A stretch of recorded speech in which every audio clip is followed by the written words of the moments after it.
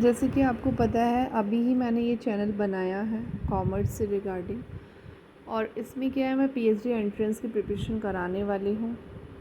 ये उन स्टूडेंट्स के लिए है जो पीएचडी एंट्रेंस की प्रिपरेशन करना चाहते हैं और कॉमर्स में, लेकिन एक्चुअली फ़ीस इतना ज़्यादा होता है कोचिंग का कि हम प्रेफर नहीं कर पाते हैं। तो उन स्टूडेंट्स के लिए मैं ये चैनल स्टार्ट कर रही हूँ कॉमर्स का। जितना मेरे से हो पाएगा मैं उतना एक्सप्लेन करूँगी। बस इसमें क्या है कि if you want to be crack your exam PhD entrance June या दिसंबर की प्रिपरेशन ही मैं कराऊँगी। तो आपको ज़्यादा से ज़्यादा प्रैक्टिस चाहिए, ज़्यादा से ज़्यादा रिवीजन चाहिए, ज़्यादा से ज़्यादा टाइम आपको स्टडी को ही देना है। अगर आप कुछ और चीज़ें कर रहे हैं तो उसमें भी आप स्टडी ही इंक्लूड करो। जैसे आपको सॉन्ग सुनना पसंद है तो आप क्या करें, उसमें आप यूज़फुल चीज़ें देखें, ठीक है। क्योंकि आपको जीआरएफ निकालना है। जीआरएफ इतना इजी नहीं है, जीआरएफ बहुत डिफ़िकल्ट है। तो उसके लिए हमें क्या है, हमें ज़्यादा से ज़्यादा टाइम देना पड़ेगा अगर आपके पास है तो इसमें क्या है, कॉमर्स का सिलेबस में यूनिट 1 से लेकर यूनिट 10 तक आती हैं। और 1 जो यूनिट है उसका जो नेम है वो बीई एंड आईबी है, business environment international business. Okay, second है अकाउंटिंग एंड ऑडिटिंग।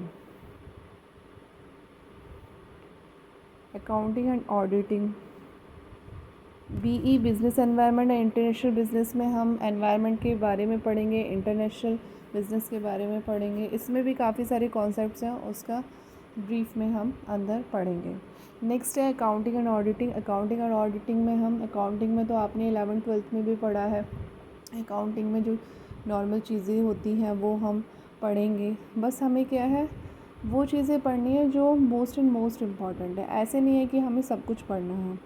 ऑडिटिंग पढ़ेंगे हम, बिज़नेस इकोनॉमिक्स पढ़ेंगे। बिज़नेस इकोनॉमिक्स तो आपने 11th-12th में भी पढ़ी होगी। बिज़नेस इकोनॉमिक्स में हमारे 2 पार्ट होते थे, माइक्रो होता था, एक मैक्रो होता था। नेक्स्ट बिज़नेस फाइनेंस पढ़ेंगे। बिज़नेस फाइनेंस हमने 11th-12th में नहीं पढ़ा, बट फाइनेंशियल पढ़ा है, वो अलग हो जाता है।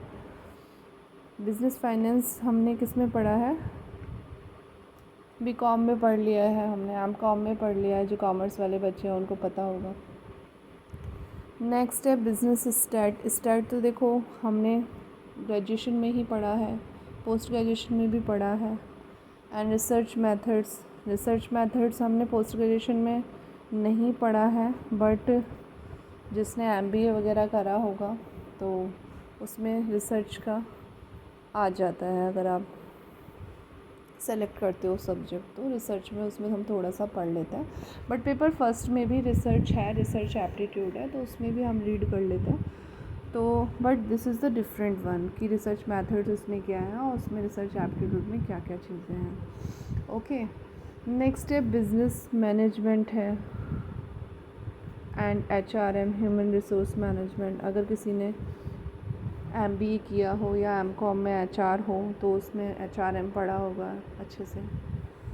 नेक्स्ट है बैंकिंग एंड फाइनेंशियल इंस्टीट्यूशंस, इसमें ये पढ़ेंगे। मार्केटिंग मैनेजमेंट पढ़ेंगे। देखो मैनेजमेंट तो हमने बीकॉम में भी पढ़ा है, एमकॉम में भी पढ़ा है, तो मैनेजमेंट तो आपको पता ही होगा कि क्या है। मैनेजमेंट तो हम कब से पढ़ते ही आ रहे हैं। नेक्स्ट है legal aspect of business and last one is income tax and corporate planning. ठीक है, ये 10 यूनिट्स है, ये 10 यूनिट्स हमें कवर करनी है। इट्स वेरी इजी टू से कि 10 यूनिट्स ही तो हैं, हो जाएंगी, कितना टाइम लगेगा इनको करने में, बट इट्स नॉट ईजी। इसमें बीई एंड आईबी है फर्स्ट यूनिट, इसमें भी काफ़ी सारे कॉन्सेप्ट्स हैं।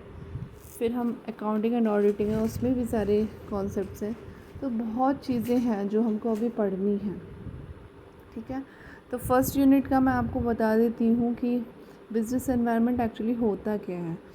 बिज़नेस एनवायरनमेंट आप क्या समझते हो? एनवायरनमेंट से क्या समझते हो? देखो, एक एनवायरनमेंट होता है, एनवायरनमेंट एक तो इंटरनल एनवायरनमेंट होता है, एक एक्सटर्नल एनवायरनमेंट होता है, ठीक है?